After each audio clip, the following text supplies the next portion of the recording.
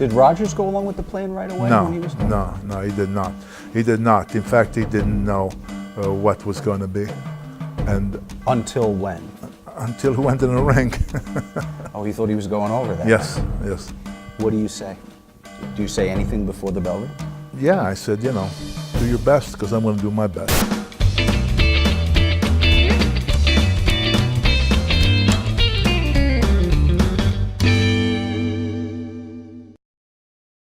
In the history of World Wrestling Entertainment, many amazing performers have held the championship title, and some not-so-amazing performers have been champion as well.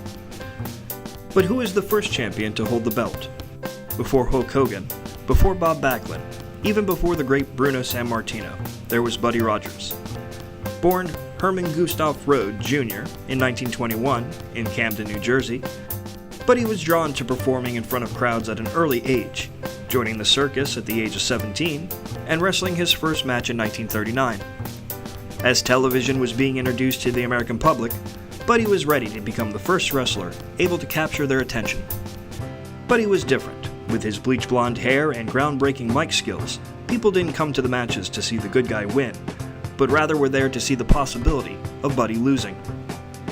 Given the nickname the Nature Boy, Rogers' focus was more on the presentation of his character rather than his in-ring performance.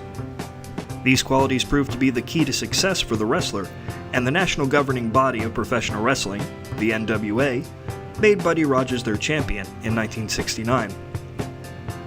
But the new champion proved to be unpopular with audiences outside the Northeast and promoters. The NWA voted to return the title to longtime champion Lou Thesz, whose sound mat skills but inability to cut a decent promo made him a poor fit for the bright lights and fast pace of the Big Apple. The owner of the Northeast Territory, Vince Jesse McMahon, current CEO Vince Kennedy McMahon's father, decided the only solution was to remove his company from the NWA and declare Buddy Rogers his World Heavyweight Champion.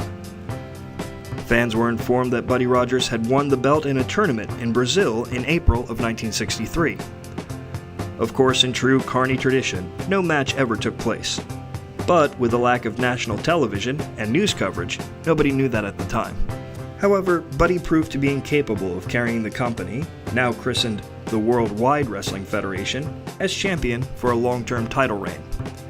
After only 6 months as champion, attendance to the shows fell off and proved to be a financial disaster.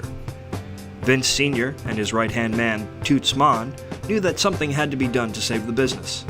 They turned to 27-year-old Italian-American Bruno Sammartino. Bruno was born in Abruzzo, Italy, at the height of the Nazi occupation. After his family had immigrated to Pittsburgh, Pennsylvania, Bruno had turned to weightlifting to improve his health from childhood illnesses and to protect himself from neighborhood bullies who viewed the young immigrant as an easy target. Bruno had come to prominence when he broke the world bench pressing record at 565 pounds.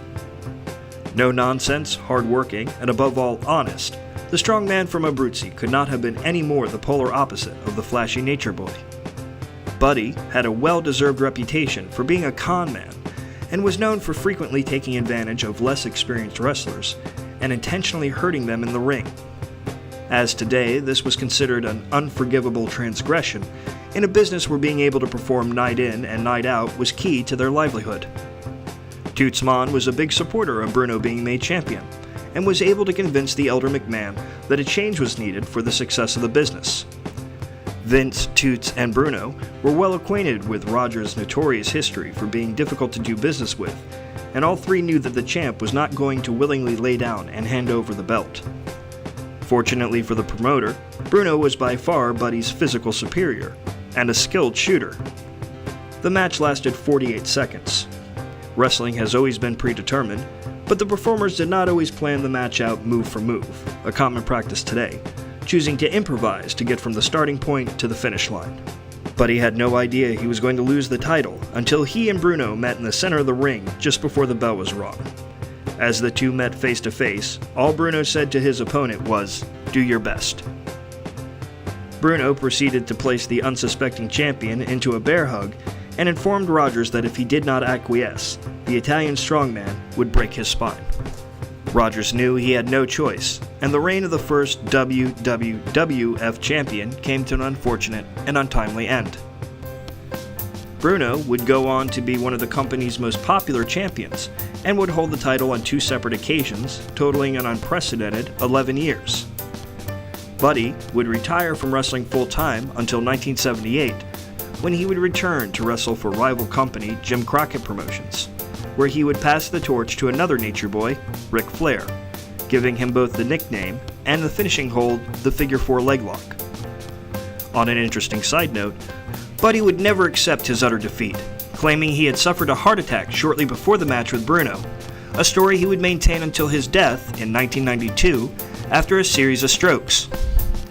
Bruno would have a tenuous relationship with Vince Sr. and his son, often criticizing the company and its owners, only recently returning to WWE television to be inducted into the company's Hall of Fame in 2013.